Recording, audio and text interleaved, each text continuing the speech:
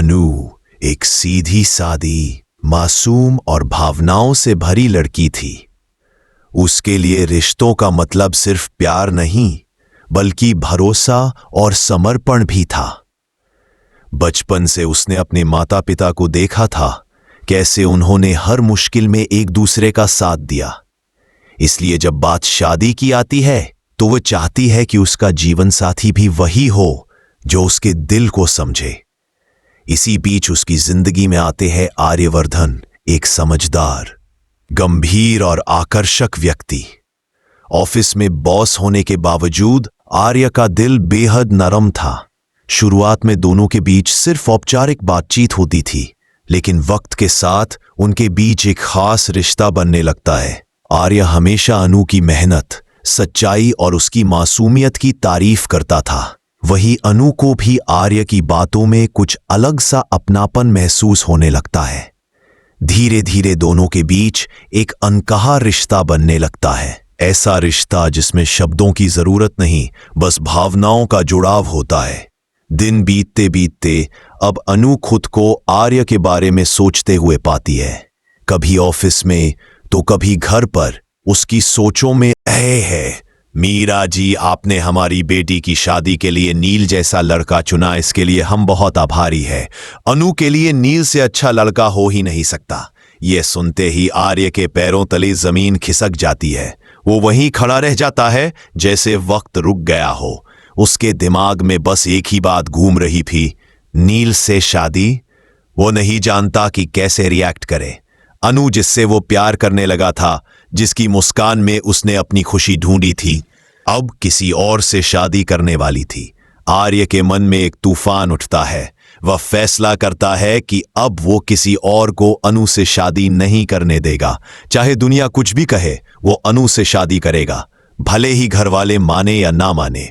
उधर अनु को इस सब का कोई अंदाजा नहीं था। वो बस खुश थी कि आर्य उसके लिए क्या सोचता होगा।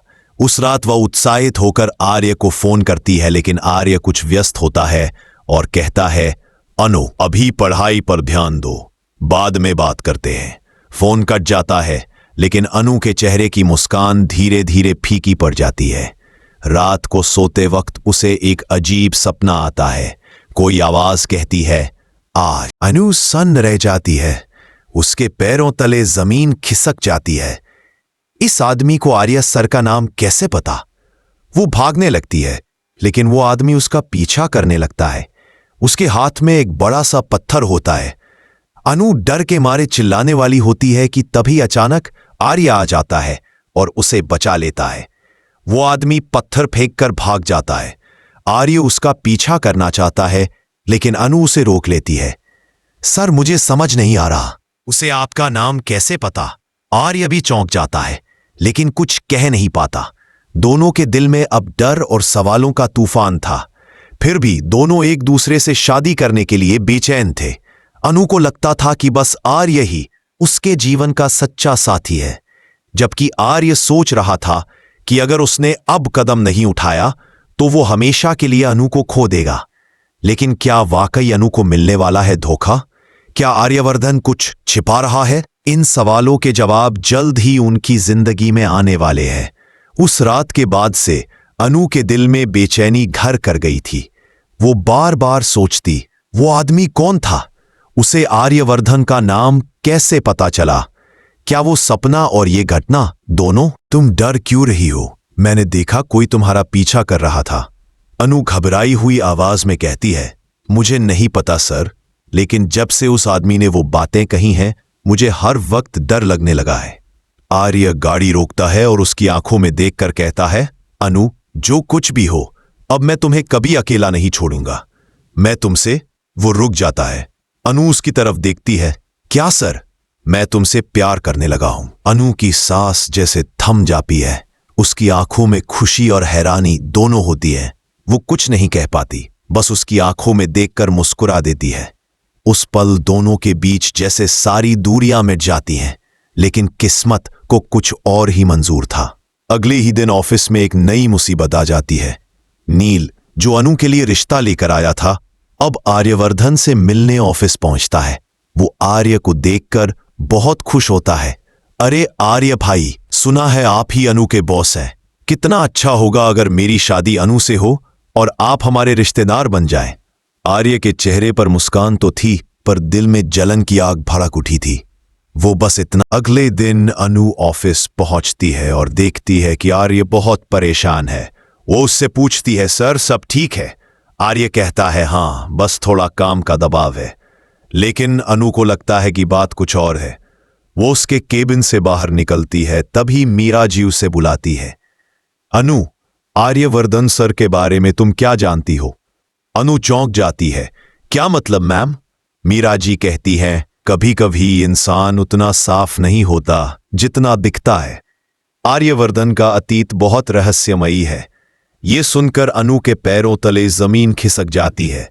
अतीत? कैसा अतीत मैम? मीरा जी बस कहती है, समय आने पर सब जान जाओगी। उस दिन के बाद अनु की रातें और बेचैन हो जाती हैं। वो आर्य से मिलती है, लेकिन हर बार उसके दिल में एक सवाल गूंजता है, क्या वो वही इंसान है जो दिखता है? उसी रात जब अनु घर लौट रही होती है, एक बार फिर वो रहस्यमयी आदमी उसके सामने आ जाता है। इस बार वो चुप नहीं रहता। वो कहता है, अनु, मैं तुम्हें बचाना चाहता हूं। आर्यवर्धन से दूर रहो। वो वही नहीं है जो तुम सोच रही हो। अनु गुस्से में कहती है, तुम कौन हो? क्यों बे? आर्य की आंखों में एक पल के लिए झिझक दिखाई देती है। वो कुछ कहने की कोशिश करता है, पर शब्द नहीं निकलते। अनु, कुछ बातें हैं जो मैं सही समय आने पर बताऊंगा। अनु कहती है, लेकिन अगर वो बातें हमारे रिश्ते को तोड़ दें तो?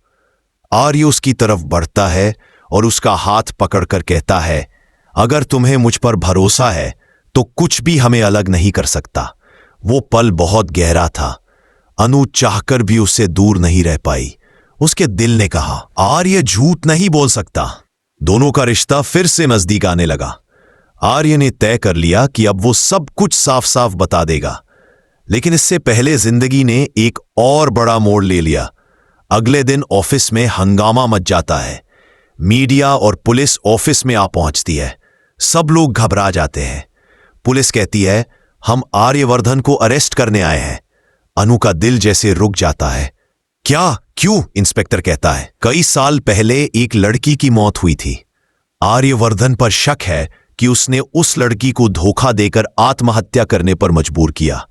पूरा ऑफिस सन में रह जाता है। अनु की आंखों में आंसू आ जाते हैं।